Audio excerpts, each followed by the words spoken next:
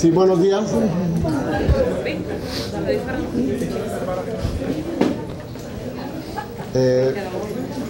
Buenos días a la facultad también que nos acompaña en Ponce y la facultad que está presente aquí en el recinto. Sí, vamos a comenzar en la conferencia que hemos titulado Conceptos básicos para determinar el tamaño, el poder estadístico y el tamaño mínimo de la muestra para evaluar hipótesis estadísticas.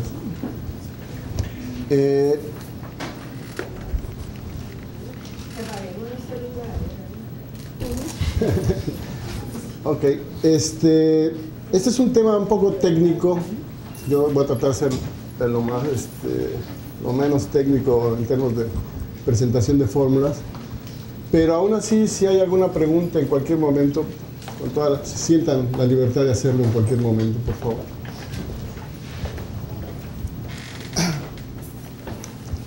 Bueno, el marco teórico inicial de esta conferencia o de esta presentación es relacionado con los cambios en la práctica médica reciente, donde varios de estos cambios se basan en los resultados de estudios epidemiológicos, principalmente para la prevención y el tratamiento de pacientes, lo que muchos de ustedes conocen como Evidence-Based Medicine.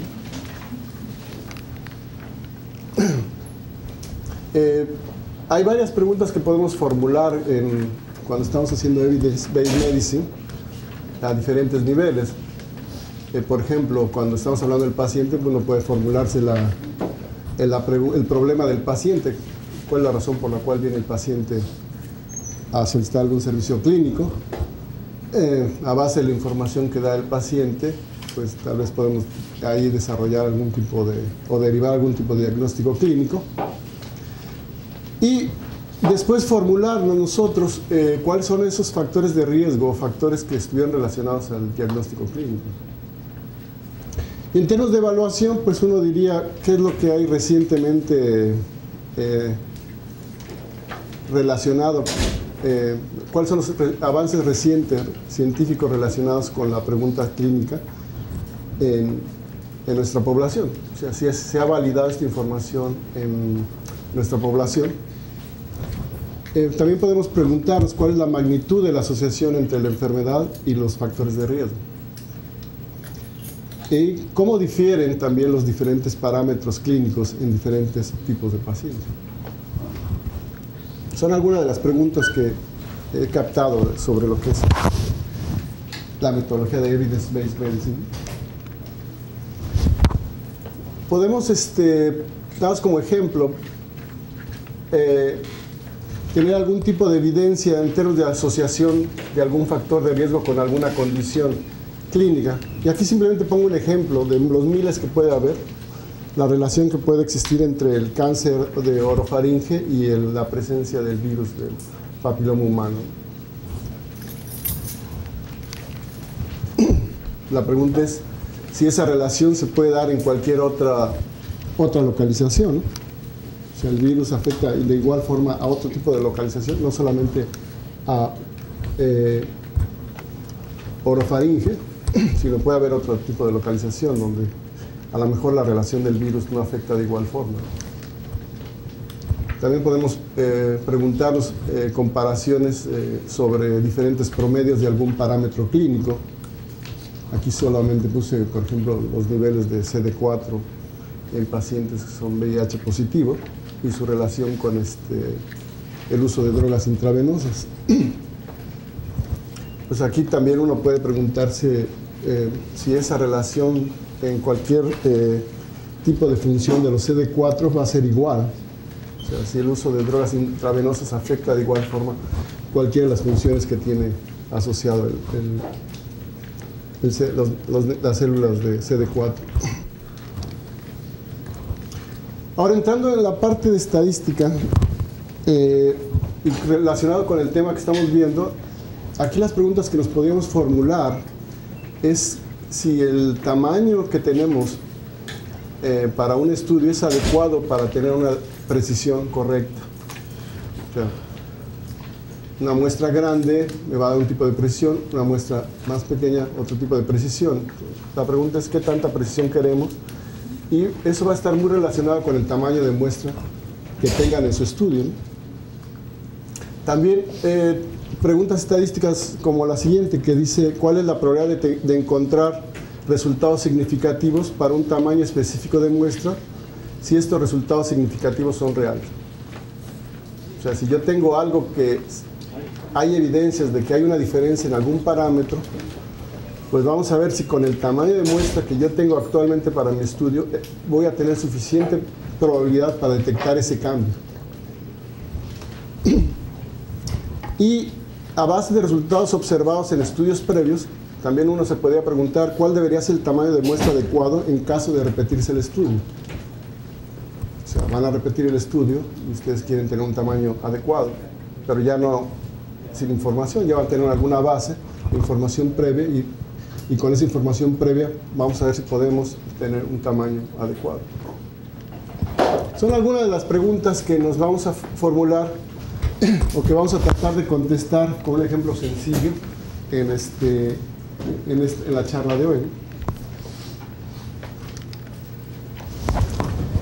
El tipo de variables que uno maneja en términos epidemiológicos pues son conceptos que muchos de ustedes conocen. Lo que pasa es que en términos de estadístico pues uno trata de distinguir el tipo de variable que tienes. Por ejemplo, si es una variable continua, como niveles de hemoglobina, o presión sanguínea, o peso, o niveles de CD4, o variables discretas, número de hospitalizaciones, número de cigarrillos, o variables dicótomas, donde uno dice es enfermo o no enfermo, positivo o negativo, fuma o no fuma. Ese tipo de variables tratamos nosotros para definir el tipo de análisis estadístico, saber qué tipo de variable es. Y eso va a ser importante para el tipo de análisis que uno realiza. ¿Qué análisis realiza? Pues de diferentes formas, pero básicamente muchas de estas medidas, pues estas variables, cuando yo tengo datos, las puedo resumir a algún tipo de medida, como las que están aquí, que muchos de ustedes conocen como la media aritmética, la mediana, la moda, que a su vez están relacionadas con alguna medida de dispersión. Por ejemplo, la media aritmética con la desviación estándar, o la mediana con lo que se conoce como la amplitud intercuartílica, que es la diferencia entre el percentil 75 y el percentil 25. Y la moda pues, muchas veces se asocia con la amplitud, que es la diferencia entre el valor máximo y el mínimo. Y lo importante que quería traer aquí como concepto es que muchas veces las medidas que uno calcula las tiene que identificar si provienen de una muestra o provienen de la población. Esa medida que proviene de la población es lo que identificamos como un parámetro, y usualmente se identifica con una letra griega. No necesariamente siempre, pero usualmente se identifica con la letra, por ejemplo, el caso del promedio, la media, el mu. Y si es una medida que se tomó de una muestra, pues usualmente se usa el X barra en el caso del promedio, ¿no? Ahora, ¿qué es una hipótesis estadística? O sea, ¿qué hacemos con esta información que obtenemos de la población o de una muestra de la población? Bueno, pues tratamos de evaluar algún tipo de relación, hacer algún tipo de comparación. Y esa comparación la reflejamos en lo que se conoce como una hipótesis estadística. ¿Qué son las hipótesis estadísticas? Pues básicamente es una relación aritmética entre medidas de resumen de una o más población. ¿Sí? Relaciones aritméticas entre medidas de resumen de una o más población. Ejemplo, por ejemplo, si estoy evaluando lo que se conoce como el índice de masa corporal, el Body Mass Index, pues yo puedo formular que en mi grupo específico de estudio el Body Mass Index es mayor de 25, y ahí tengo una relación aritmética mayor. O la incidencia de alguna condición, decir menor o igual, 15 por 1000. Ahí, de nuevo, es menor o igual, hay una relación aritmética. O una prevalencia de alguna condición comparada entre sexos, masculinos contra femeninos, decir que son diferentes, alguna prevalencia, por ejemplo, la presencia del virus del papiloma humano es diferente por sexo. O también plantearse que un promedio del Body Mass Index en un grupo de HIV positivos es diferente al Body Mass Index en personas HIV negativas. Y ahí la relación aritmética es igual. Cuando hablamos entonces de hipótesis estadísticas, es asociar un parámetro, y lo que dije parámetro en la definición anterior es una medida de resumen que yo tengo de la población, o que yo formulo que existe en la población. Y la voy a comparar con un número o algún otro parámetro. Y ahí es donde es importante que ustedes tengan claro que para formular hipótesis estadísticas necesito tener alguna medida, alguna información que sea medible. Si no, no podría. O sea, tendría que ser algo medible para poder plantearme la relación aritmética. Si no, no puedo. Y la estadística clásica lo que formula es que estos parámetros son constantes.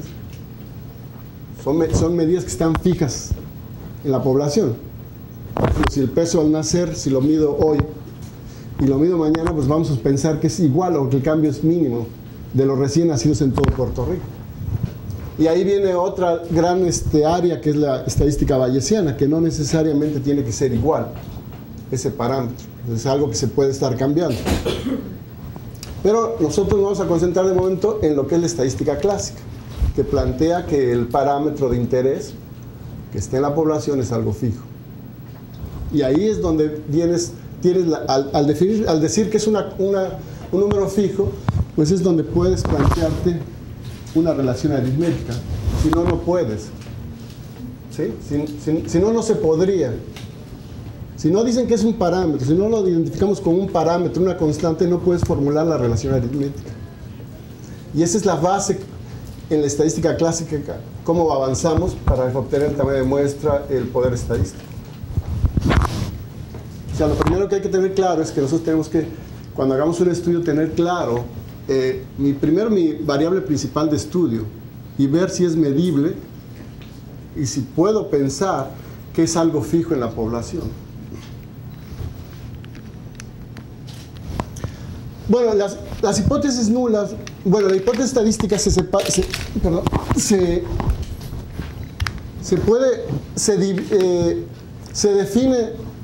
define en dos, básicamente. O sea, las hipótesis estadísticas en el mundo clásico estadístico son dos: la nula y la alterna. La nula me va a formular esa relación aritmética, pero planteando que existe la posibilidad del no cambio, de la igualdad. Por ejemplo, en el primer caso digo mu igual a 175, aquí está el igual, no cambio. O si hablo de incidencia igual a una cantidad. Ahí, cuando yo planteo esa relación aritmética de igualdad, estoy hablando de hipótesis nula. Pero hay otras situaciones donde aquí, por ejemplo, en el caso de menor o igual, mu menor o igual a 175, estoy planteando que además de ser menor a 175 es igual a 175. Y en ese sentido se puede identificar como una hipótesis nula. O incidencia menor o igual a 25, estoy diciendo que la incidencia es menor de 25 o que es igual a 25. Y al decir que es igual, pues estamos planteándola o definiéndola como hipótesis nula. O del lado contrario, de la siguiente relación, que puede ser mayor o igual a 175 o la incidencia mayor o igual a 25. Y la alterna simplemente es lo contrario a la nula. Si yo dije aquí igual, lo contrario sería distinto. Si yo digo aquí menor o igual, lo contrario sería mayor. Si yo digo, si digo menor o igual, aquí es mayor. Y si digo mayor o igual, lo contrario sería menor. Estrictamente menor. ¿Sí? Hay que quede claro, estrictamente menor. O estrictamente mayor. La alterna. ¿Sí? Las hipótesis estadísticas, repito, resumen, es una relación aritmética. Y hay dos tipos. O es la nula o es la alterna. La nula me va a plantear el no cambio o la posibilidad del no cambio. Y la alterna es simplemente lo contrario. Ahora, la pregunta aquí que nos haríamos es ¿dónde está mi hipótesis de investigación? Porque ustedes cuando hacen un proyecto de investigación tienen algún tipo de planteamiento sobre lo que es su hipótesis de investigación. Bueno, pues la hipótesis de investigación puede quedar en cualquier lado. O sea, no siempre la hipótesis de investigación de ustedes es la hipótesis alterna, porque muchas veces oímos eso, que asocian la hipótesis de investigación con la alterna, y no necesariamente. Yo puedo tener una hipótesis de que esta prevalencia en este grupo es igual a este otro grupo, porque tengo un marco conceptual que me permite establecer esa igualdad.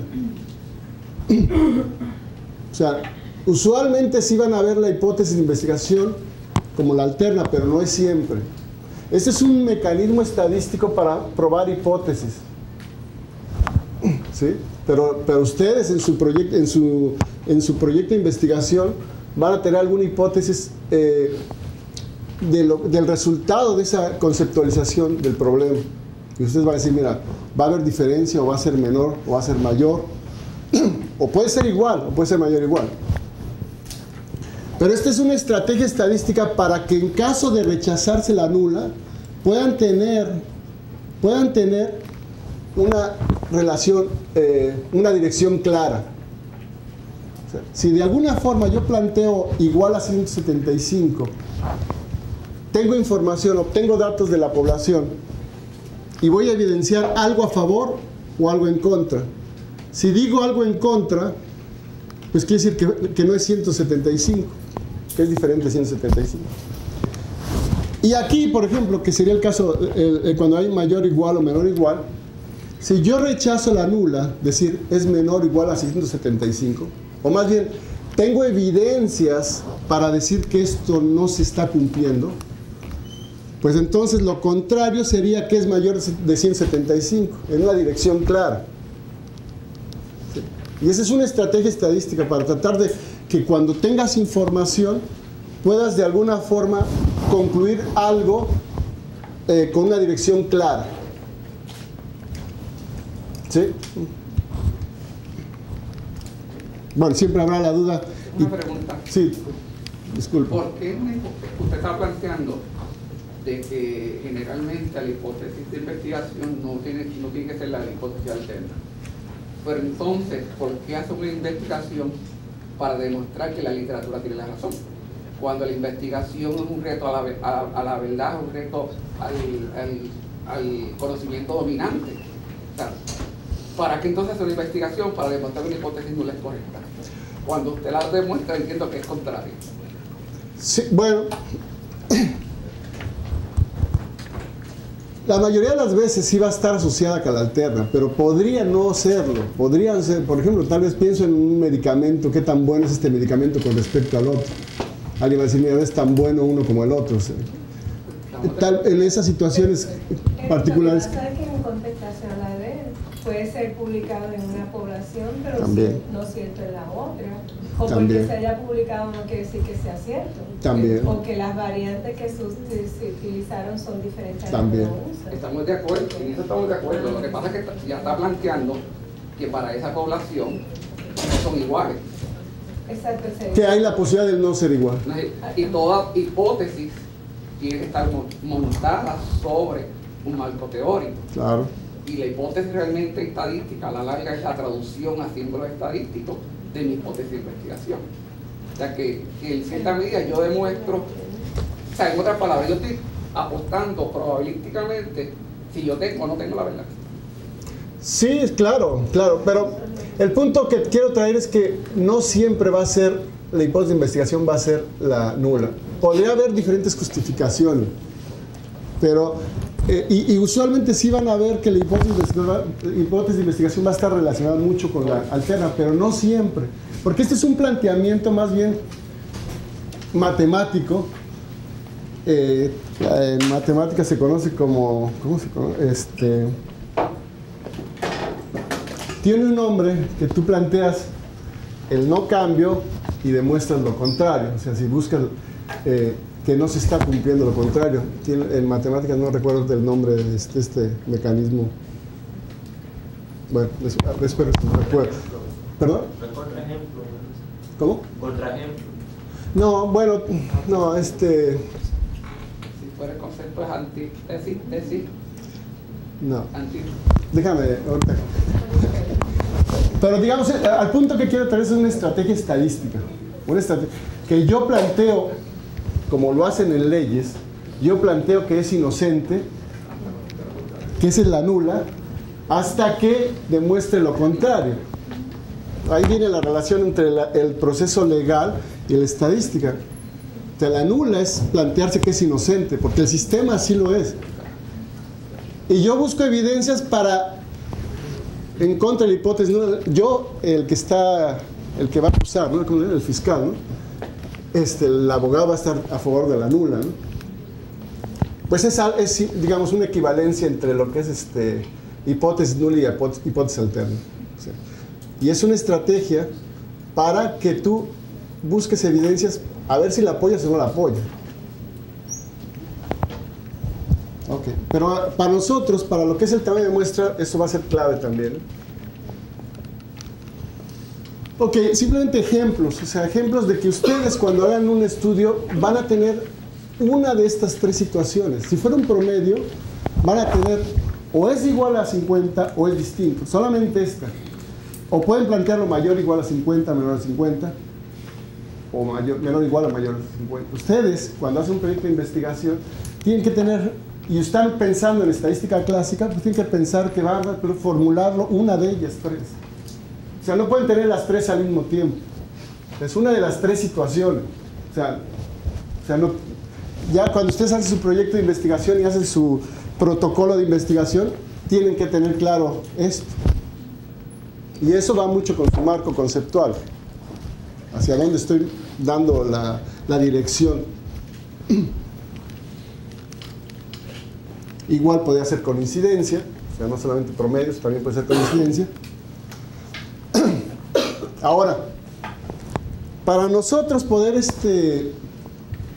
en estudios epidemiológicos, para poder definir el tipo de hipótesis que vamos a formularnos o el tipo de análisis que vamos a realizar, pues es importante saber el diseño del estudio, el diseño epidemiológico del estudio.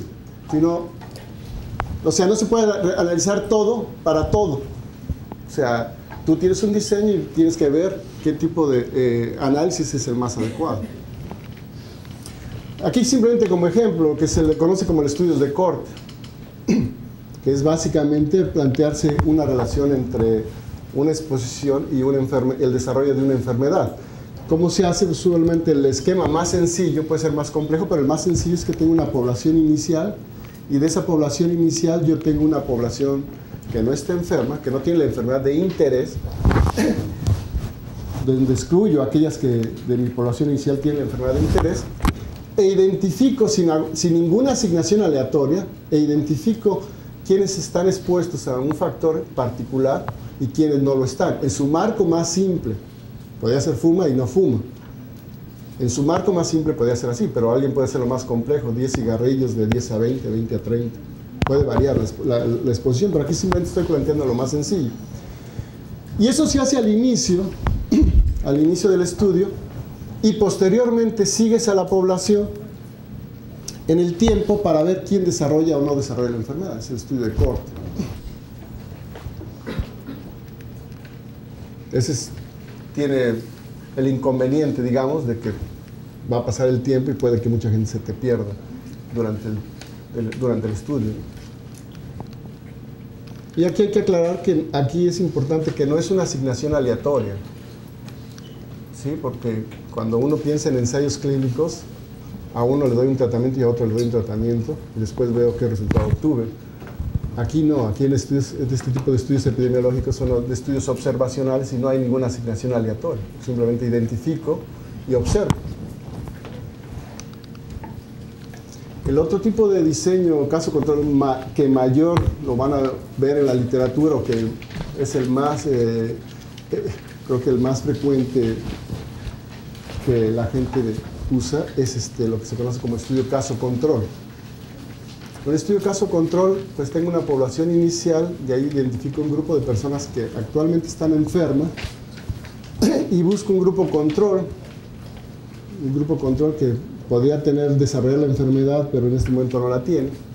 Hay una discusión importante cuál es el grupo control, pero básicamente no tiene la enfermedad, y eso lo tengo en el momento actual, en el tiempo actual. Tengo mis casos y mis controles y veo en el pasado si estuvieron expuestos o no expuestos al factor de interés. Ese es el caso más simple, expuesto o no expuesto, pero puede haber modificaciones.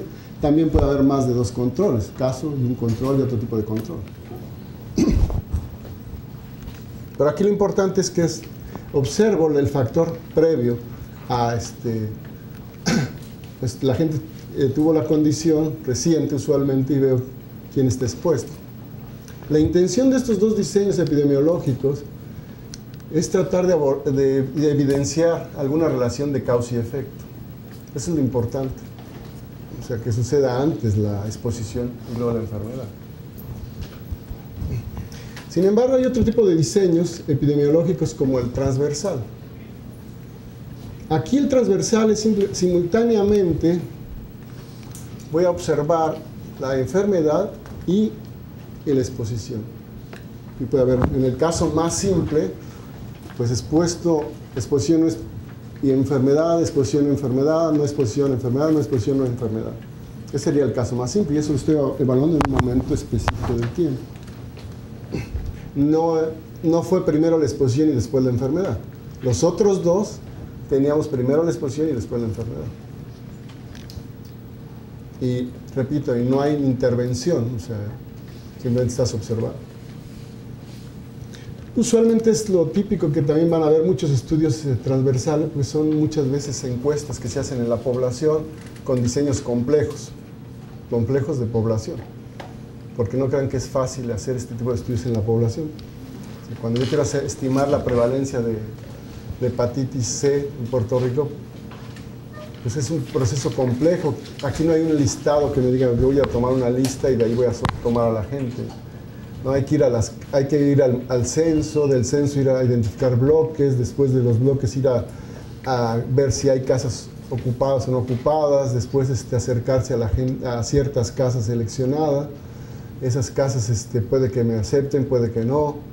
Y de ahí invitar a las personas, cuando me aceptan, invitar a las personas a participar. Y es una labor compleja, o sea, no es fácil hacer una encuesta a nivel de salud. O sea, no es, piensen ustedes que alguien va a llegar a tu puerta y tocar y decir, ¿me puedes dar un poco de sangre? Es muy difícil. O sea, es un proceso, o sea, hacer una encuesta en la población es un proceso complejo. No es lo mismo estar en una clínica. Una clínica es diferente, ustedes tienen la opción de que el paciente usualmente va pues a seguir mucho las recomendaciones del clínico, pero ya cuando vamos a la población es diferente.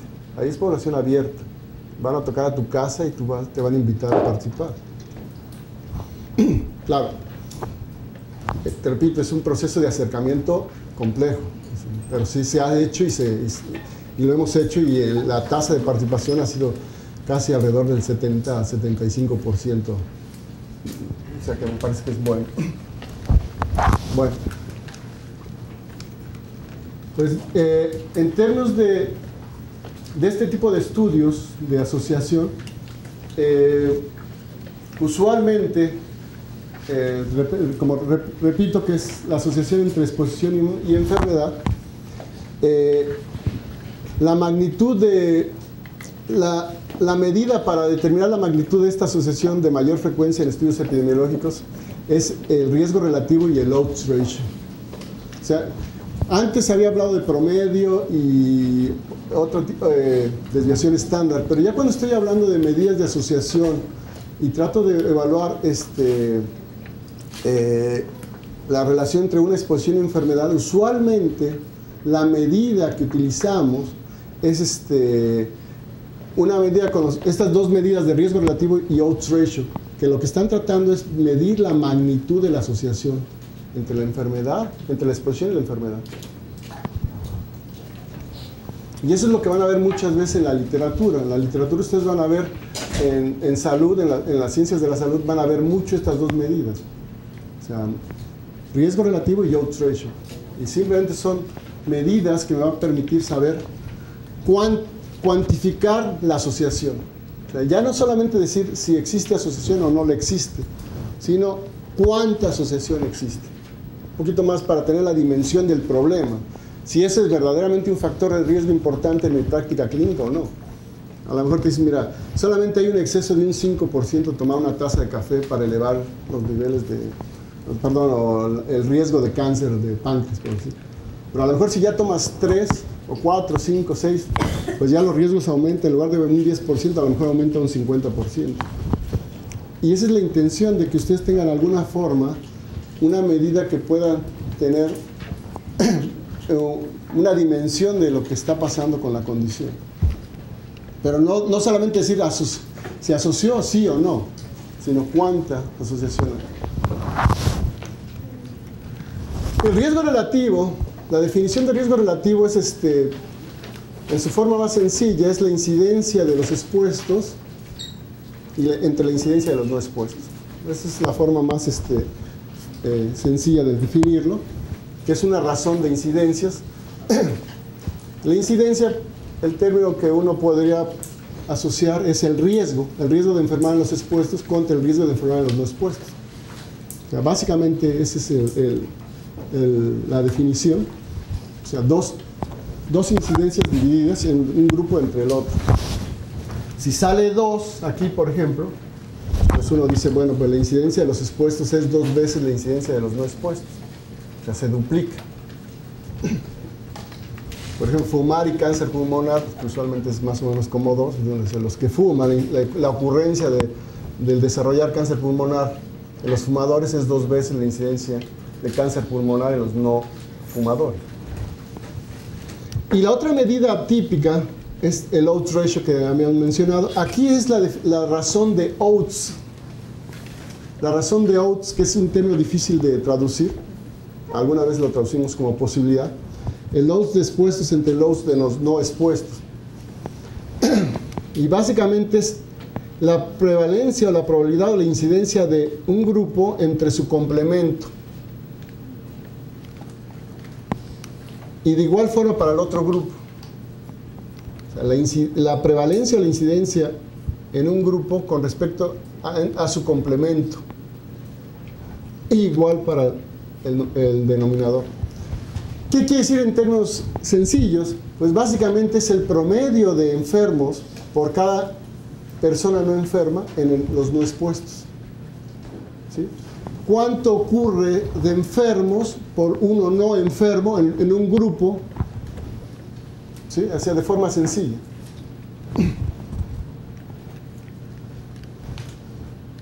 ¿Sí? La ocurrencia de enfermos por uno no enfermo en un grupo. Se estandariza a 1. Yo creo que con números lo van a ver más claro. Pero bueno, el riesgo relativo, si es mayor de 1, pues te va a decir que los expuestos desarrollan más la enfermedad, ¿sí?, que los no expuestos. Si el riesgo relativo es menor de 1, te va a indicar que el riesgo de desarrollar la enfermedad es menor en los no expuestos. Mientras que si es igual, te va a indicar que el riesgo de desarrollar la enfermedad es igual entre expuestos y no expuestos. Es simplemente la interpretación. Lo mismo puedo decir del OR. Si el OR es mayor de 1, te va a decir que la ocurrencia de enfermos por cada persona no enferma es mayor en los expuestos. Si es menor de 1, te va a decir que la ocurrencia de enfermos por cada persona no enferma es menor en los no expuestos. Y si es 1, pues que son iguales, la ocurrencia es igual. Ahora, ¿dónde se usan estos estudios? Les digo, estas medidas, riesgo relativo y OR. Pues el riesgo relativo usualmente lo podemos usar en un estudio de corte, porque son incidencias. El estudio de corte te va a permitir calcular incidencias. Y ahí es donde podemos calcular el riesgo relativo. Cuando ustedes vean en la literatura alguna publicación, usualmente si es un diseño de corte, van a ver que la medida que cuantifica la asociación es el riesgo relativo. Mientras que el OR, en el resto de los estudios típicos de epidemiología, como los estudios transversales, caso control y de corte, eso es lo típico. Ahora, aquí, por la forma en que el OR se calcula, puede exagerar a veces la asociación. Y muchas veces se recomienda usar lo que se conoce como el prevalence ratio, la razón de prevalencia, que es otra, simplemente es muy parecida al riesgo relativo. ¿Sí? Pero hay unas situaciones muy particulares donde el OR te va a decir 40, mientras que el prevalence ratio te va a decir 19. Entonces, ahí uno dice, bueno, se recomienda a veces usar el prevalence ratio. Digo, ya para que te dé un OR de 40 es algo que está súper relacionado. O sea, eso es, por ejemplo, en hepatitis C, cuando asociamos uso de cocaína con hepatitis C, pues era una cosa así de 30 a 40. O cuando ven la relación del papiloma humano con cáncer cervical, pues es algo... OR es grandísimo. Ok. Simplemente ejemplo, si ustedes tienen una base de datos como esta, como la que presenté al principio, si estos datos vienen de un estudio de corte, o sea que empiezo con los expuestos, que en este caso serían la gente que tiene el virus positivo o la gente que no lo tiene, así es mi exposición, y veo en el futuro quién desarrolla cáncer de orofaringe, esta es una situación hipotética, la incidencia sería 20 sobre 100 en un grupo, en los expuestos, digamos, y la incidencia en los no expuestos o en los de negativos sería 10 sobre 100.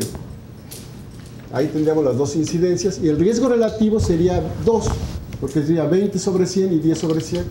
Eso me da 2, es el riesgo relativo. O sea, los positivos tienen 2 veces mayor riesgo de desarrollar cáncer de orofaringe que los negativos. En cambio, el OR, piensen que este es un estudio, ya sea caso control o un estudio transversal, es decir, no puedo calcular incidencia, o sea, acuérdense, yo en el caso control tenía los enfermos al principio y luego los no enfermos. En unas condiciones muy particulares sí podría hacer incidencia, pero usualmente no lo es. O sea, no hay incidencia aquí, no puedo calcular riesgo relativo. ¿Qué se hace? Pues simplemente se establece la relación entre enfermo y no enfermo. 20 sobre 80, ¿cómo se está dando esta relación? Y 10 sobre 90. Me olvido del 100, del total. O sea, el odds en los positivos sería 20 sobre 80. Quiere decir 1 en 4. O sea, estoy teniendo un enfermo por cada 4 no enfermos. O 0.25 de enfermo en promedio por 1 enfermo. ¿Sí? Igual acá 10 sobre 90, de 1 sobre 9, pues podría pensar punto 1 por 10, ¿no? O sea, por 1, perdón. Como promedio. O sea, no existe punto 1 enfermo, sino simplemente es un promedio. Y esas ocurrencias de esto sobre esto me da el 2.25. Entonces, los dos odds. ¿Sí? O sea, ¿de dónde sale el 2.25? Es dividir 20 sobre 80, dividido eso entre 10 sobre 90. Y eso me da el 2.25. Ahora, si fuera un estudio de prevalencia, pues el prevalence ratio sería 20 sobre 10 y 10 sobre 100, y me daría el 2. Prevalence ratio. Claro, en unas condiciones muy particulares también. ¿Pregunta? Ok. Bueno, regresando a nuestro planteamiento de hipótesis estadística. Bajo ese marco conceptual de medidas de resumen, pues yo puedo plantearme varios tipos de hipótesis estadísticas. Por ejemplo, el ejemplo 1, donde estoy hablando de asociación, uno podría pensar que son iguales o diferentes los riesgos relativos, o si estoy hablando de OR, es OR igual a 1 o distinto de 1. Eso se conoce cuando tengo esa opción de que la alterna hay dos posibilidades. Si yo rechazo la nula, hay dos posibilidades, o es mayor de 1 o menor de 1. Y en ese sentido se le conoce como hipótesis a dos extremos, es la terminología típica. Y eso va a ser importante después para el tamaño de muestra y el poder estadístico. O sea, lo traigo porque es importante que van a ver que cambia el resultado. Depende cómo formules, si tienes un estudio a un extremo o a dos extremos.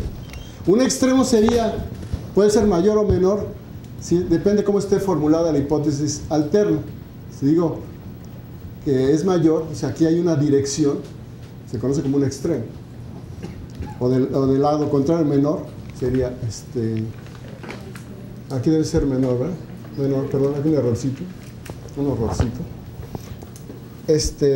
Y también puede ser con comparaciones de promedios, ¿no? O sea, puedo tener un promedio igual, diferencia de dos promedios igual a 0, y lo alterno sería que sea distinto de 0, o que sea mayor, o que sea menor.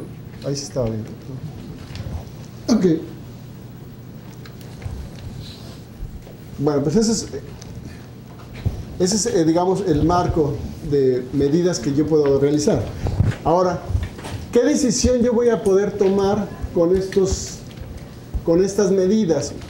Ahí sí puede ser cualquier otra, no solamente riesgo relativo o R, sino cualquier otra medida que yo formule en mi hipótesis estadística. Y tengo que tomar una decisión en términos de aceptar o rechazar mi hipótesis nula con los datos que yo obtengo, que en términos técnicos uno dice evidencias a favor o evidencia en contra. O sea, mis datos dan evidencia a favor o datos de evidencias en contra. Y lo que sucede en la población puede ser algo diferente. En la población puede ser que la nula sea cierta o puede que sea falsa. En mi proceso estratégico de matemático para probar las hipótesis, uno hace ese planteamiento. En la población, ¿la hipótesis nula es cierta o es falsa? Va a suceder una de las dos situaciones, no sé cuál, pero va a suceder una de ellas. Tal vez tu marco conceptual favorezca esto, la discusión que tuvimos anteriormente. Pero eso no lo sabes, tú no sabes, o sea, no sabes qué es lo que está pasando, a menos que tuvieras acceso a toda la data y el mundo no cambiara y quedara fijo así, pues a lo mejor sí se podría decir si es cierto o falso, pero usualmente no lo es. Y bueno, pues por otro lado, ustedes cuando hacen un estudio recopilan información, recopilan datos y obtienen una medida de resumen, ya sea promedio, cualquier otra medida, y además las medidas de asociación como el riesgo relativo o R, y hacen un cálculo de esas medidas y entonces indican si hay evidencias a favor o evidencias en contra. Y ahí se puede dar esta tabla que yo creo que muchos de ustedes la han visto, la tabla donde se plantean los dos posibles errores que puede haber. El error tipo 1, cuya probabilidad se identifica por alfa, o sea, es decir, rechazar la hipótesis nula asumiendo que H0 es cierta. O el otro error es que rechazas la hipótesis, no se rechaza, sí, pero evidencias a favor de la hipótesis nula y ella es falsa. Eso es beta, que se conoce como error tipo 2 o beta, en términos de probabilidad es beta. Y el poder estadístico sería 1 menos beta, es decir, evidencias en contra de la hipótesis nula y ella es falsa. Ella es falsa, asumiendo que es falsa, y la está rechazando. O sea, estás, digamos, logrando, si esa fuera tu hipótesis de investigación, pues estás alcanzando lo que querías alcanzar. Eso es lo que se conoce como el poder estadístico, statistical power, que es 1 menos beta. Aquí el planteamiento que nos hacemos es ¿cuál es el tamaño de muestra mínimo que necesito para alcanzar un buen poder estadístico en caso de que ella fuera, que yo tenga evidencias en contra y que ella sea falsa? O sea, la pregunta típica que nos hacen a la mayoría de los estadísticos es ¿cuál es el tamaño de muestra para alcanzar un buen poder estadístico? Entonces, la típica pregunta que a la gente que estamos en este campo de estadística nos llega, ¿no? O sea, eso es en términos de plantearse y de probar hipótesis estadísticas, porque a veces si el estudio es simplemente estimar prevalencias, la pregunta es otra. La pregunta es ¿cuál es el tamaño mínimo que puedo obtener el tamaño mínimo de una muestra representativa para hacer una estimación de un parámetro. Pero eso es diferente a probar hipótesis. Son dos cosas. O sea, cuando uno pregunta por representatividad, usualmente está pensando en una estimación de una prevalencia o de una medida en una población. Cuando estoy preguntándome por probar hipótesis, estamos pensando más bien el tamaño suficiente para, no tanto representativo, podría ser, pero no necesariamente, para yo poder tener un buen poder estadístico.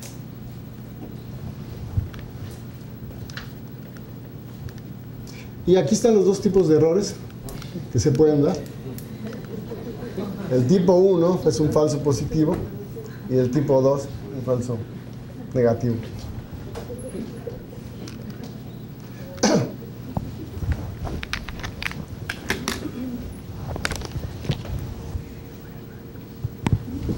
Ahora, para determinar el tamaño de muestra entre el esquema clásico, pues una cosa que es vital técnicamente es lo que se conoce como el teorema del límite central. O los españoles dicen el teorema central del límite. Hay una discusión ahí cuál es la traducción correcta. Bueno, ¿qué dice ese teorema que es básico para explicar ahora lo del tamaño de muestra y el poder estadístico a base de estas hipótesis estadísticas? Voy a resumirlo sencillamente. O sea, vamos a suponer que tengo el peso de las personas. Pero de las personas usualmente pues es una distribución más o menos asimétrica. Poca gente tiene ya valores muy extremos y la mayoría tienen como por aquí, ¿no? Ese es, digamos, si esa fuera mi variable, el peso de las personas. Pienso que es una variable, que va a existir una distribución asimétrica de esa variable de interés. Entonces, cuando yo tomo una muestra de personas y les mido el peso, pues ese tamaño de muestra puede variar. Pueden ser 2, 3, 4, 5. Y cada vez que yo tomo la muestra de ese grupo, tengo un promedio. Vamos a suponer que ustedes repiten varias veces eso. Tomar una muestra de un tamaño específico, calculan el promedio. Tomas otra muestra, calculas el promedio. Y empiezas a ver la distribución de ese promedio, que es diferente a la distribución de la variable de interés. Entonces, a diferentes tamaños, van a ver una distribución que empieza a comportarse de forma simétrica. Hasta que ya cuando el tamaño puede ser tal vez 30 o más, pues empiezan a ver ya simetría en la distribución de los promedios. En la distribución de los promedios. Eso es teórico.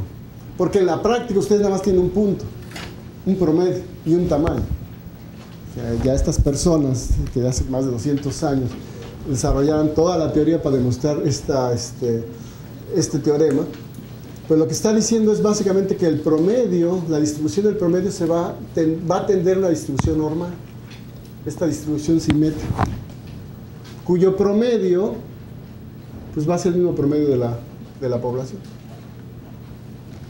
Digo, eso es lo fuerte del teorema, que dice uno, mira, yo sé que mi promedio, si es grande, va a tener una distribución normal.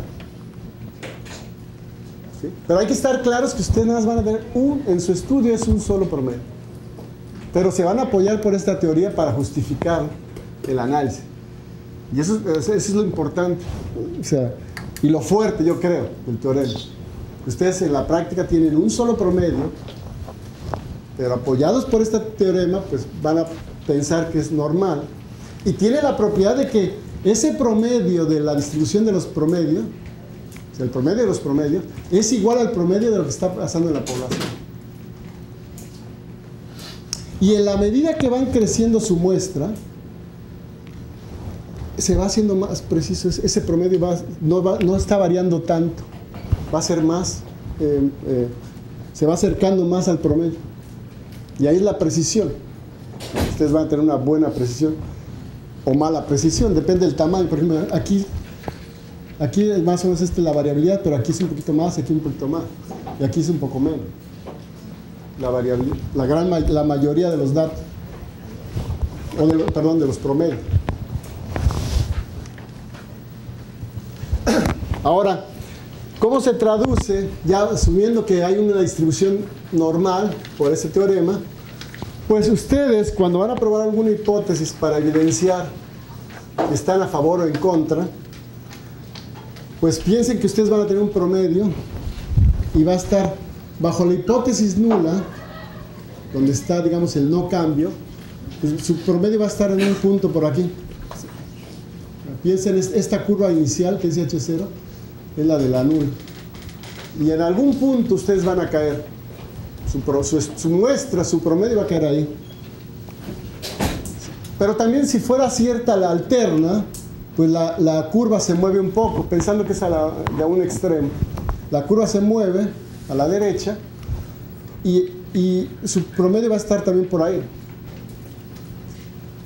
Aquí el punto estadístico es decir, ¿en qué momento yo digo que esto es lo inusual y qué es lo usual? Bajo la hipótesis nula. O sea, ¿qué es lo normal bajo la hipótesis nula? Ustedes van a tener un valor aquí y van a establecer previamente en qué punto bajo la normal empieza lo inusual. O sea, ya lo inusual es parte entonces de la alterna. Siempre hay una posibilidad de equivocarlo. Y ese punto ustedes lo definen, ese punto de corte, ese punto bajo la hipótesis nula. Usualmente es un área del 5%, o sea, esta área que ustedes ven aquí, si uno dice aquí, de aquí en adelante, si mi promedio cae aquí, son evidencias en contra de la hipótesis nula. Si no, la acepto. Y esa área, usualmente, práctica común, es el 5%. Por eso ustedes lo ven tanto, lo del 5%. Porque es el área donde ustedes van a tener los valores ya inusuales. Ya, es algo inusual bajo la hipótesis nula. Ya ver ese valor tan extremo es raro. Dice, pensando, el valor del body mass index en los sanos no debería ser mayor de 25, por ejemplo, por decir una cantidad. Pero ya cuando sea mayor de 25 ya es algo inusual. Ya esa persona, algo es diferente. Y eso ustedes lo establecen y se establece con un mínimo de error. O sea, siempre va ese error porque ustedes no saben, están manejando incertidumbre. Y ese es el alfa. Que si fuera cierto la nula, acuérdense, cuando uno dice la alfa era la probabilidad de aceptar la nula, de rechazar la nula cuando ella es cierta. De rechazar las evidencias en contra de la hipótesis nula cuando la hipótesis nula es cierta. O sea, si me olvido de esta otra curva y nada más piensen aquí, alguien que cae aquí sería lo inusual y aquí estarían ustedes rechazando, pero la hipótesis nula es cierta. ¿Sí? Y eso usualmente es un área alrededor del 5%, eso ya es típico, estándar que se define. Y lo contrario a alfa sería 1 menos alfa bajo la hipótesis nula, que es también conocido como el nivel de confianza, el 1 menos alfa. Y ahora, si la hipótesis alterna es la cierta, me olvido de esta, entonces queda aquí.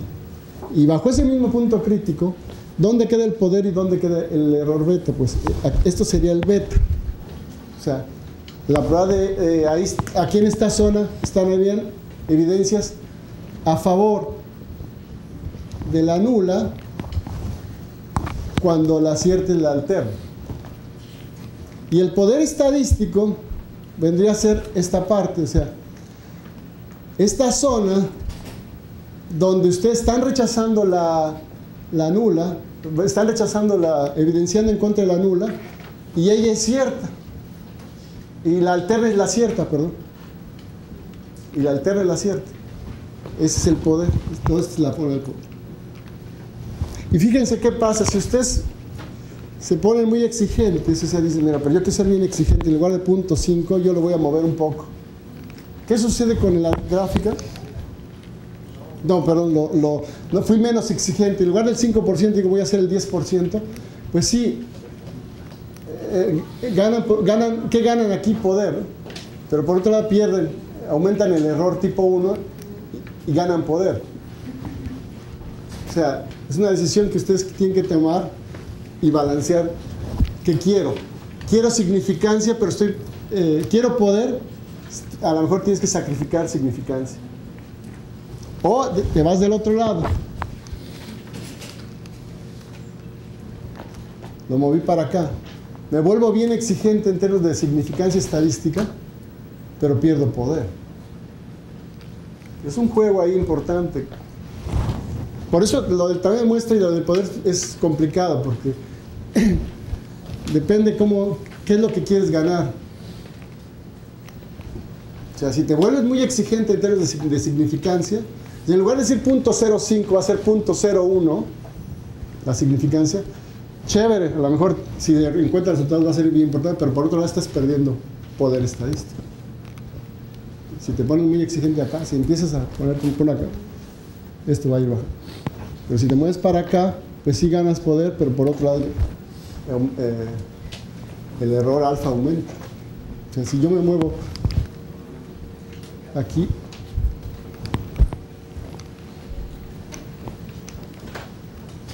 fíjense, todo lo que significaría alfa, antes alfa era esto anaranjado, si lo muevo para acá sería desde acá.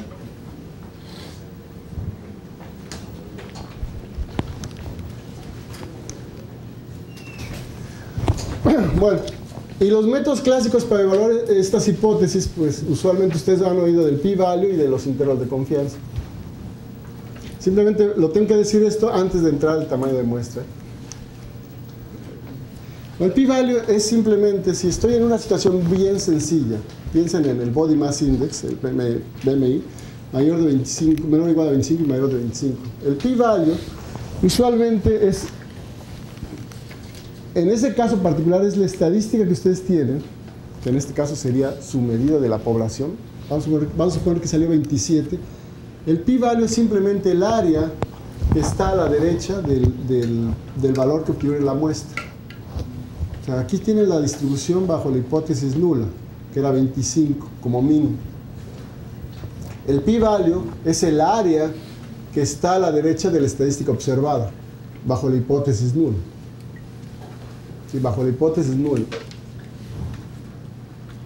Si esa área, si en lugar de 27 fuera 26, ¿qué sucede con el área? Aumenta. ¿Sí? Si es 27, vean el cambio, ¿no? Con 26. ¿Sí? ¿Qué es lo que está sucediendo? Pues si me acerco al valor que estoy planteando en la hipótesis nula, usualmente se le conoce como el valor nulo, ¿qué sucede? Pues que el área crece, ¿verdad? Si te alejas, el área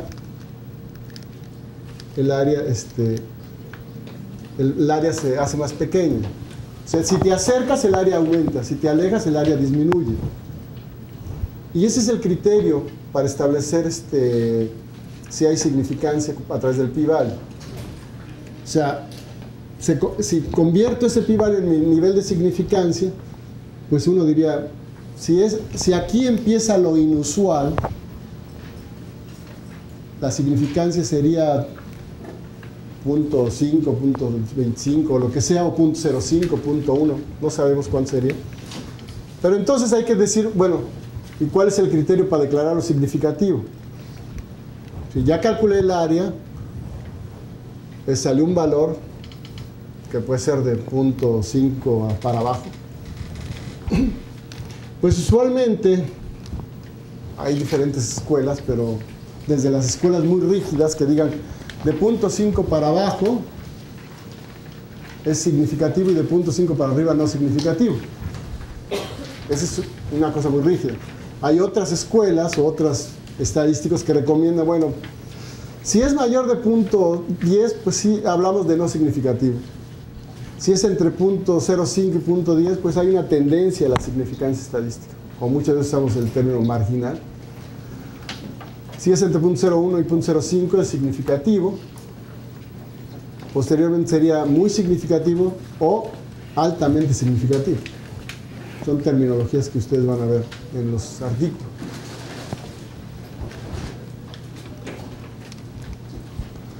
El otro método para probar hipótesis es con intervalos de confianza. O sea, los intervalos de confianza me van a decir en un intervalo en dónde está el parámetro de interés. ¿Sí? Si yo tuviera varias muestras, en algunas voy a fallar, como aquí. Si este fuera el parámetro de interés, si este fuera mi intervalo, en algunas situaciones voy a fallar en localizar al parámetro de interés. Digamos, si cuando ustedes vean que se describe como un intervalo de confianza del 95%, lo que quiere decir es que si tuviéramos 20 muestras y en esas 20 muestras calculáramos un intervalo, en una de ellas voy a fallar, no sé cuál, pero una de ellas voy a fallar. Y volvemos a, esto es teórico, porque en la práctica ustedes solamente van a tener un intervalo de confianza. Y con ese van a hacer su inferencia, pero siempre pensando que hay la posibilidad de equivocar. Y trata uno de construir estos intervalos con un mínimo de error, usualmente el 5%. Usualmente uno dice intervalos de confianza el 95%. Pero puede ser 90, puede ser 80, puede ser 99. Pero eso va a tener un impacto también en su declaración de significancia o no.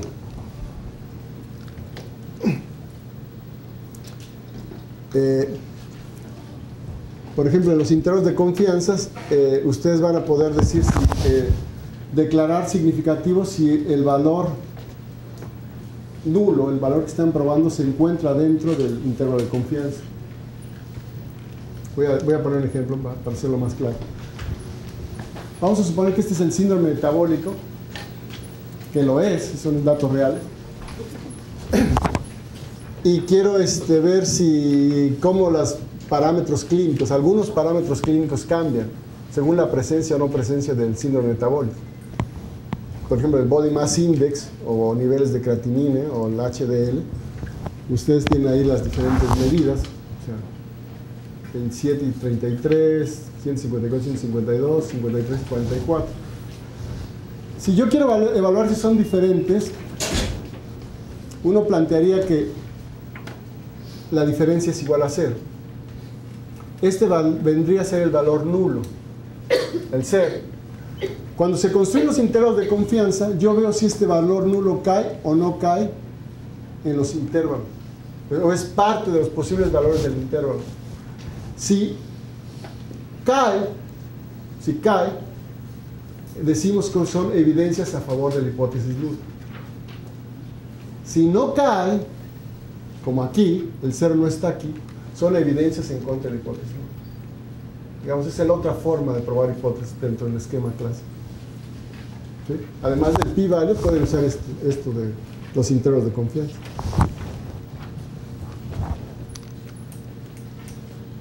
También lo puedo hacer con riesgo relativo, pero el riesgo relativo ya, acuérdense, el no cambio es el 1. En promedio será 0. Pero en riesgo relativo, habíamos hablado, en medidas de asociación, hablamos del 1. Por ejemplo, aquí en estos datos que tenía de incidencia masculino contra femenino, el 1 es parte del intervalo. Son evidencias a favor de la hipótesis nula. O sea, ustedes lo van a ver en la literatura cuando les dice, mira, el valor nulo, o cuando se declaró no significativo y estaban evaluando una medida de esta forma, es porque dentro del intervalo estaba el 1. Son evidencias a favor. Si el 1 no hubiese estado en el intervalo, evidencias en contra.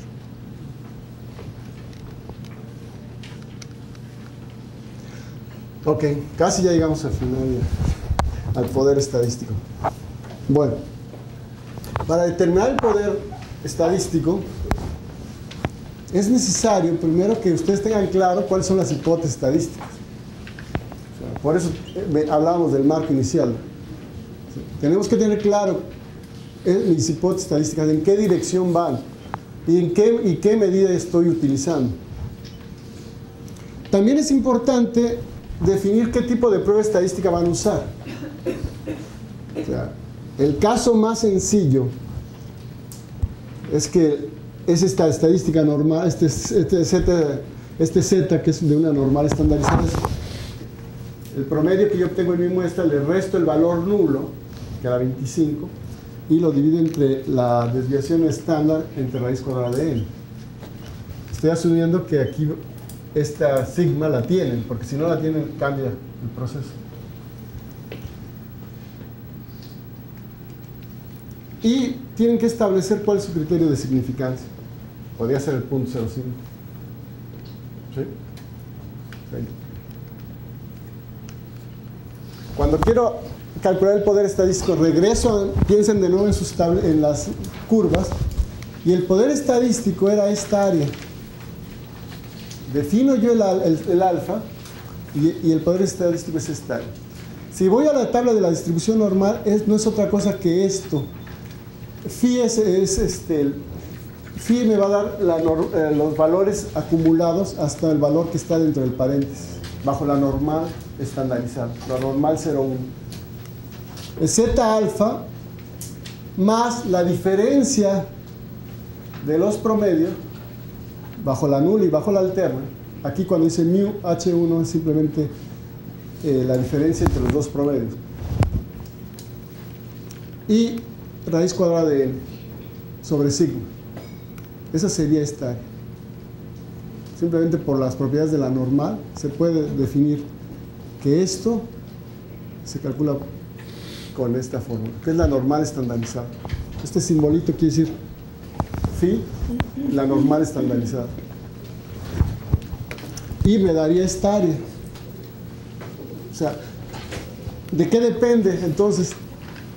De cómo estemos planteando la alterna y la nula, de qué nivel de significancia esté utilizando el alfa y la sigma. Cambian esos parámetros, cambia todo. ¿Qué es el mensaje?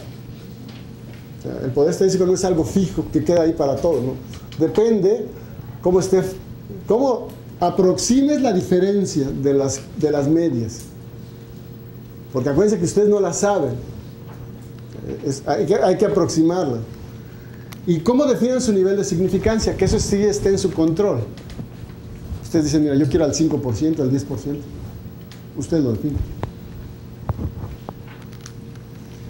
Ahora, nada más como ejemplo. Simplemente ejemplos del comando un comando en Stata, el programa de computación Stata, que es el que usualmente usamos nosotros. Hay muchos programas que calculan el tamaño de muestra, no es único, pero es el que usamos regularmente nosotros a través de un comando que se llama SAMSI. Van a ver que es muy sencillo. Una vez estando en Stata, si ustedes quieren, por ejemplo, probar esa hipótesis a un extremo y de una sola población, pues le dicen SAMSI 25 y 26, pensamos que de momento que la estadística fue 26 y que la desviación estándar fue 2, que eso es lo que usaron para aproximar a sigma.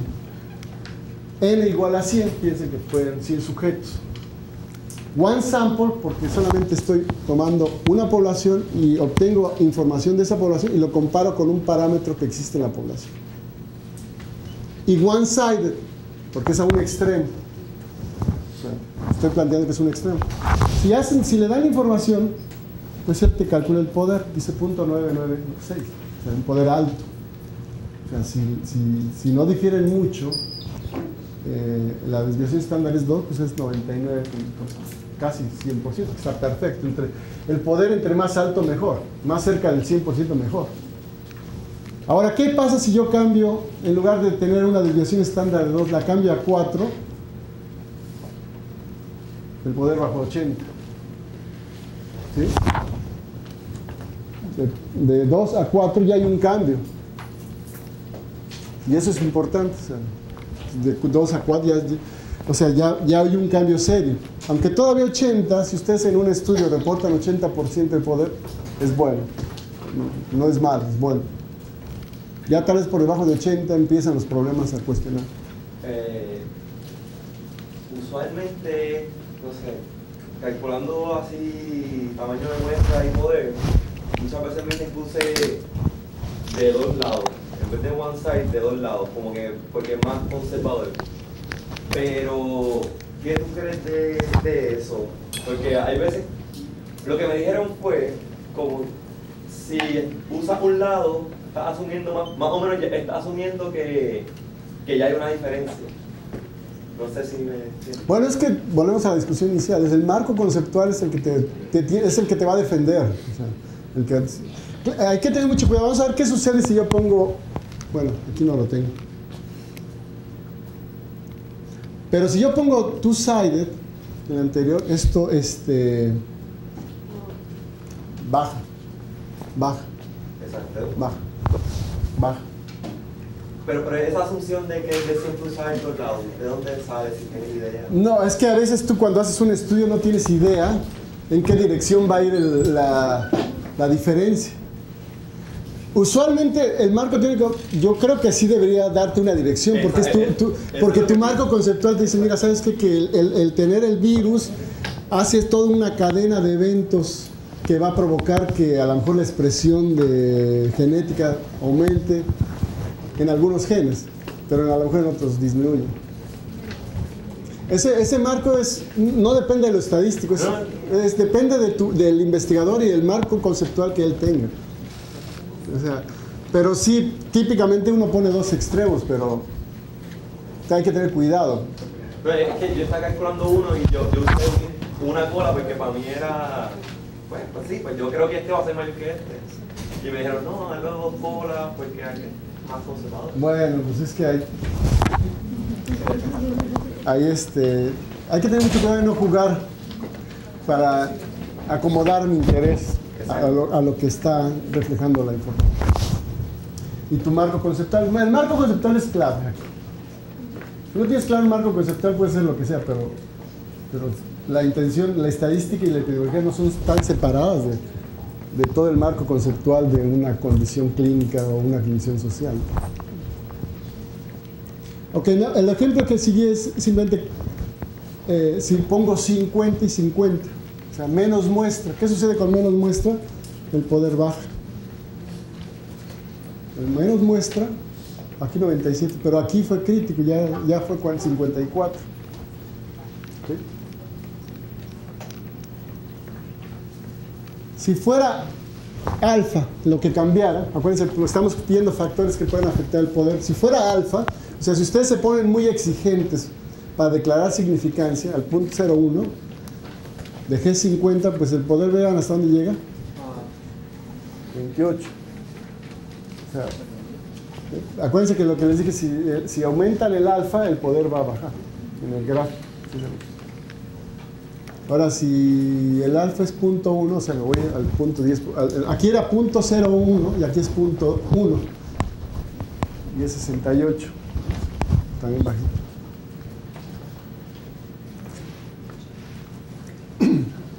Y eso es usualmente cuando ya hago la publicación, alguno de los críticos de ustedes, de los revisores, va a decir cuál fue el poder estadístico de tu estudio. Si estás declarando significancia, ¿cuál fue el poder? Y recalco, si estás declarando significancia, porque el poder tampoco se calcula para todo. Eso es bien importante que recalcar. Si voy a reportar un poder, es porque hubo significancia estadística, si no, no tiene sentido. ¿Sí? Acuérdense, el poder es... ¿Qué significaba el poder? Rechazar la hipótesis nula cuando rechazar evidencias en contra de la nula cuando la hipótesis nula es falsa. ¿Sí? Ahí ten cuidado, por favor, eso es bien importante. Si voy a reportar poder, es porque hubo significancia. Claro, uno puede decir, bueno, yo declaré significancia al 10%, bueno, ese es tu problema. Pero debe haber algo. Ok. Ahora voy a ejemplos de asociación. El esquema para lograr lo de la asociación también es muy parecido. El proceso aritmético. Aquí simplemente voy a poner ejemplos. No voy a poner el esquema del desarrollo matemático. Pero simplemente, igual con el mismo comando SAMSI, ahora puedo comparar proporciones, que pueden ser incidencias, pueden ser prevalencias. Por ejemplo, si la prevalencia fuera 0.2 y 0.1, como lo teníamos anteriormente en el ejemplo inicial, donde N1 había 100 sujetos, 100 expuestos, y N2 100 no expuestos, o sea, lo mismo que teníamos anteriormente, de momento sin poner nada de alfa, ni one-sided, ni optional, y vean lo que es ejemplos.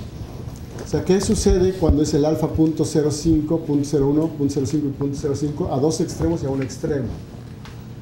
Por ejemplo, a dos extremos, pero la pregunta tuya, si yo pongo a dos extremos punto 0,5,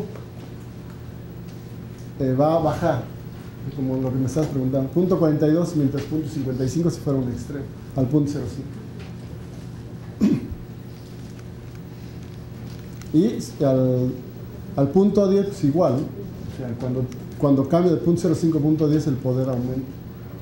Cambia, o sea, si en caso de comparar proporción, el proceso es igual, el mismo comando. Si quiero un extremo, aquí pongo one sided.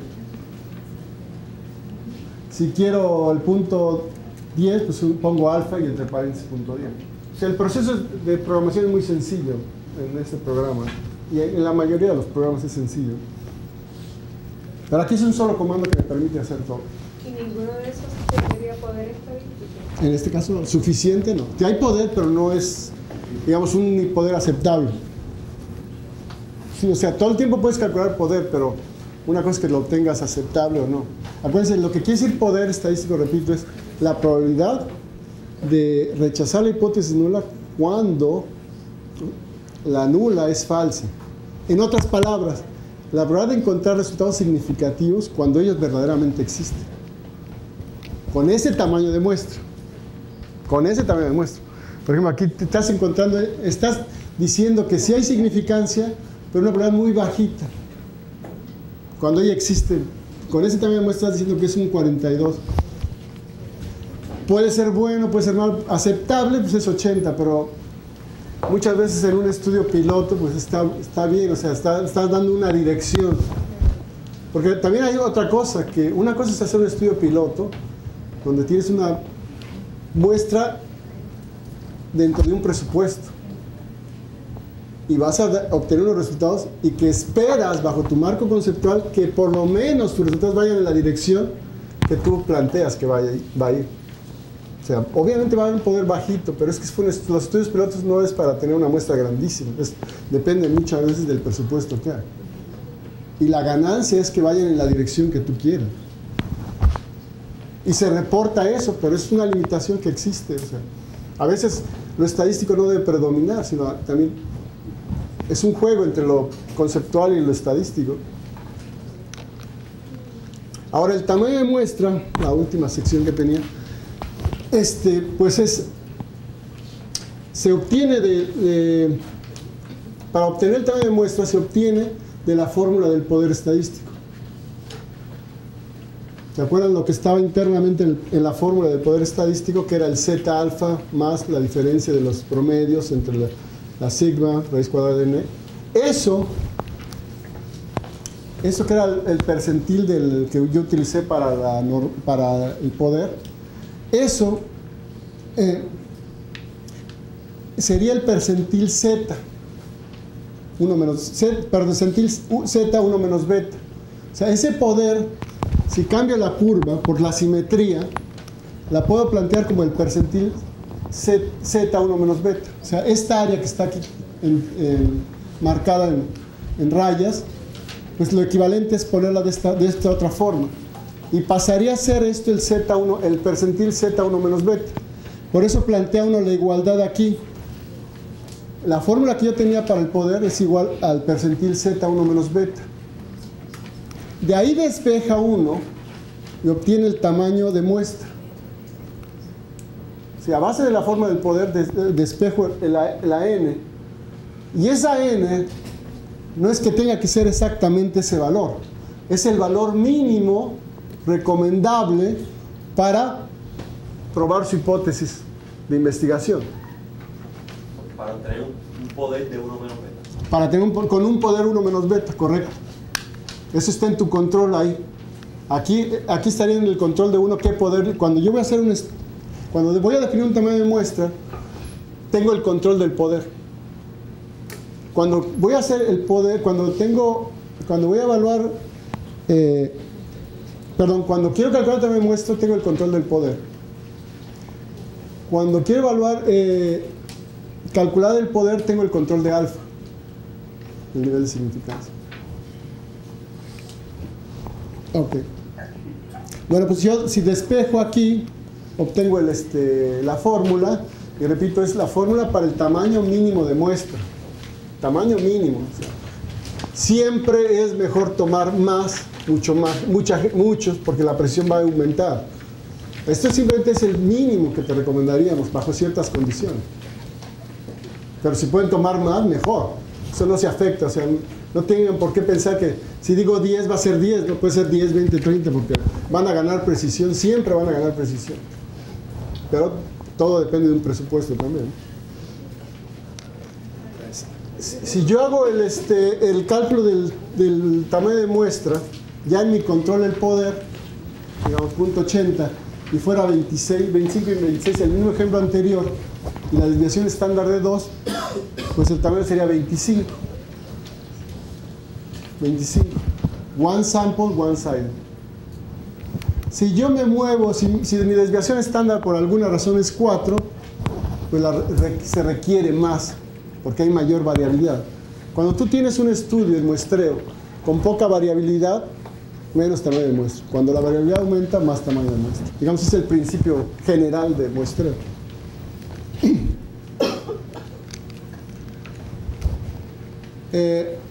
Si me voy a las medidas de asociación, si en lugar de ser promedio son por cientos, vamos al ejemplo anterior, era punto 25 y punto 1, y el poder quiero que sea 90 para determinar el tamaño de muestra, pues al darlo, me dice que vas a tener que estar 286 sujetos mínimo en cada grupo.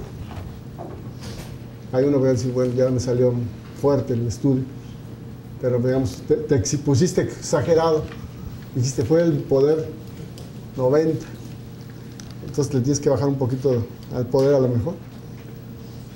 Por ejemplo, bueno, antes de ver más ejemplos, si yo tuviera diferentes niveles de alfa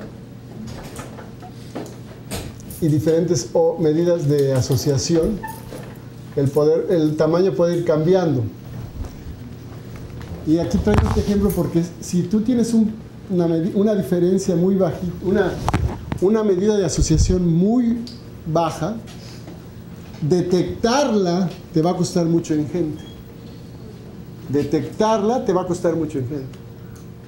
O sea, si hay un exceso entre dos cosas, entre una exposición y una exposición, y el riesgo aumenta muy poco, y tú estás haciendo ese estudio, pues para poder detectar esa diferencia con un poder de 90, pues está costando el tamaño de muestra. Si es del doble, pues a lo mejor ya no es tanto, ya está dentro del presupuesto. Claro, si hay presupuesto, hagan lo que puedan, todo lo que puedan, porque siempre... Siempre hay presupuesto. Si yo, otra estrategia que se hace en muestreo es, a veces tengo más enfermos que no enfermos, o más expuestos que no expuestos. Por ejemplo, más del virus de HIV que no HIV. O sea, HIV positivos que son poquitos que HIV negativos. A lo mejor está disponible solamente un grupo muy particular y va a ser muy difícil pensar que voy a tener una muestra de igual tamaño en ambos grupos. Entonces, a veces uno le puede subir a un grupo y bajar al otro. Y ahí es donde establece una relación de razón. Por ejemplo, dice, yo quiero 2 enfermos por 1 no enfermo. Y ahí el comando ratio que se le agrega, y eso me va a permitir que cuando me reporte el tamaño de muestra, me va a decir, mira, de un grupo va a haber doble del otro. De los expuestos, 200, 420 y 210 del otro grupo. O sea, también uno juega con eso. Y puede que esté dentro del presupuesto, pero el alcanzar los sujetos de un grupo en particular va a ser difícil. Bueno, pues nada.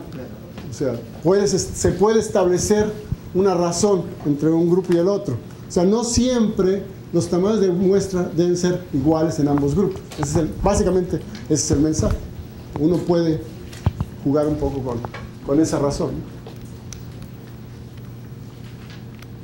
Y simplemente aquí lo del poder a diferentes razones, cómo iban cambiando me faltó aquí poner una columna de total, pero básicamente van Si van cambiando el ratio, pues va cambiando el tamaño.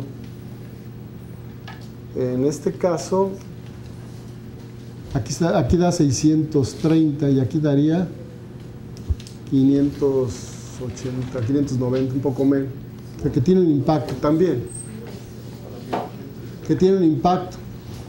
Ahí va a depender del presupuesto de cada uno de ustedes. Bueno, pues nada, estas son lo que yo traía para el día de hoy. Aquí hay una literatura que les puede ayudar, pero creo que lo más importante es que vean la complejidad del tamaño de muestra y del poder estadístico, y que cada situación es muy particular. Cada situación es muy particular, que hay que discutir en cada problema muy específico. Y la recomendación, así como muchos de los clínicos dicen, consulte a su clínico, yo diría consulte a su bioestadístico para este tamaño de muestra, porque es un problema complejo. Bueno, gracias. ¿Y alguna pregunta que quede en la audiencia que quieran expresar?